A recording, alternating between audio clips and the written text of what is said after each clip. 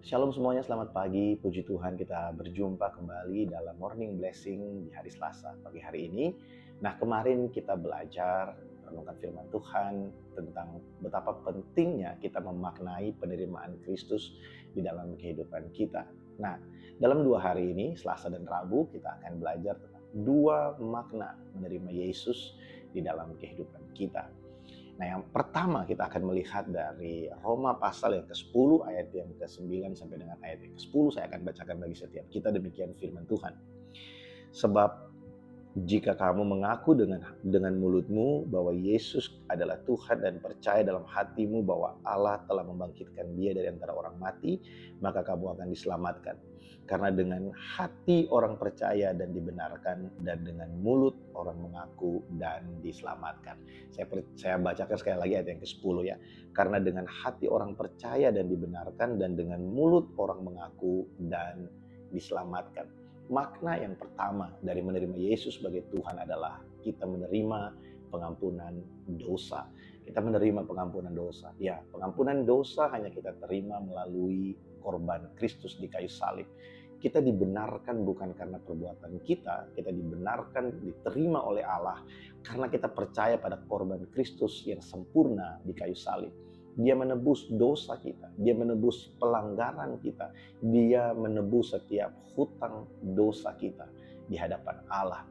Nah, saya senang karena Rasul Paulus menulis surat kepada jemaat di Roma, pasal yang ke-10 ini dia menerangkan apa perbedaan pengakuan iman yang dimiliki oleh kita, orang percaya, orang Kristen, dan ajaran yang lain. Ajaran yang lain mungkin hanya memerlukan pengakuan dari mulut bahwa dia percaya kepada Tuhan, dia percaya kepada apa yang menjadi dasar kepercayaan agama tertentu. Tapi iman Kristen dimulai dari hati. Karena dengan hati orang percaya dan dibenarkan, dan dengan mulut orang mengaku dan diselamatkan. Saya bacakan sekali lagi ayat yang ke-10, Roma pasal yang ke-10. Dikatakan lagi, karena dengan hati orang percaya dan dibenarkan, dan dengan mulut orang mengaku dan diselamatkan. Dua hal ini tidak dapat dipisahkan. Karena ketika hati percaya bukan karena kemauan manusia. Hati percaya karena karya Roh Kudus mengilhamkan kepada hati manusia bahwa Yesus itu adalah Tuhan dan Juru Selamat. Dan kepercayaan yang ada dalam hati itu keluar melalui pengakuan dari mulut seseorang. Saudara, jangan berpikir bahwa mudah untuk mengaku Yesus itu adalah Tuhan. Tidak mudah, saudara. Ada orang yang mengerti firman Tuhan, yang tahu tentang sejarah, tapi mereka tetap tidak percaya bahwa Yesus adalah Tuhan. Banyak. Mereka tahu fakta sejarah, mereka tahu bahwa sains membuktikan bahwa Yesus adalah Tuhan. Mereka tahu bahwa sejarah membuktikan bahwa pernah ada pribadi yang mati 3 hari dan bangkit dari kematian, namanya Yesus, lalu terangkat ke sorga. Tapi mereka tetap tidak percaya.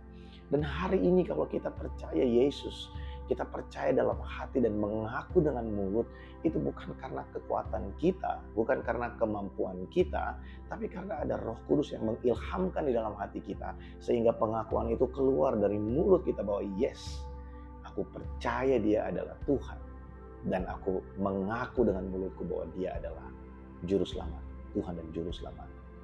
Penting untuk kita mengerti bahwa iman Kristen berbeda dengan yang lain. Kita bukan hanya mengaku, sekedar mengaku, ya aku percaya. Tapi semua dimulai dari dalam hati kita. Roh Kudus berbicara di dalam hati kita, mengilhamkan kebenaran itu dalam hati kita, dan keluar dari mulut kita. Nah, saya berdoa supaya kita setiap hari. Kenapa? Dulu saya sepertinya menolak ya. Tidak suka kalau kenapa sih orang harus sering-sering berdoa atau diingatkan kembali tentang pengakuan iman bahwa aku mengaku bahwa Yesus Kristus mati bagi aku, percaya bahwa keselamatan di dalam Yesus.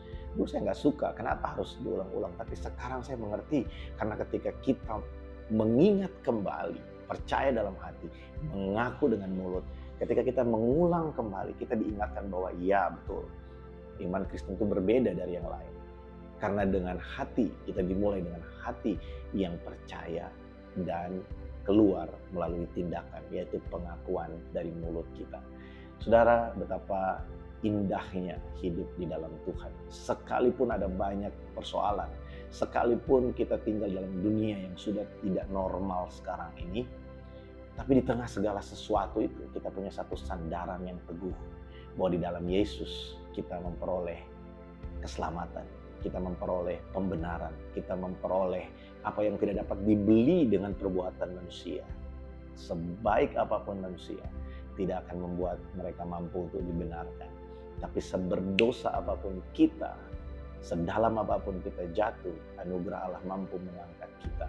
Anugerah Allah mampu memerdekakan kita. Anugerah Allah mampu memulihkan kehidupan kita di dalam Yesus Kristus Tuhan. Puji Tuhan. Jadi makna menerima Yesus yang pertama adalah kita menerima pengampunan dosa. Biarlah kita dikuatkan melalui renungan pagi hari ini. Biarlah kita dibuat semakin teguh di dalam iman melalui morning blessing pagi hari ini. Selamat beraktivitas keluargaku. Tuhan Yesus memberkati setiap kita. Shalom.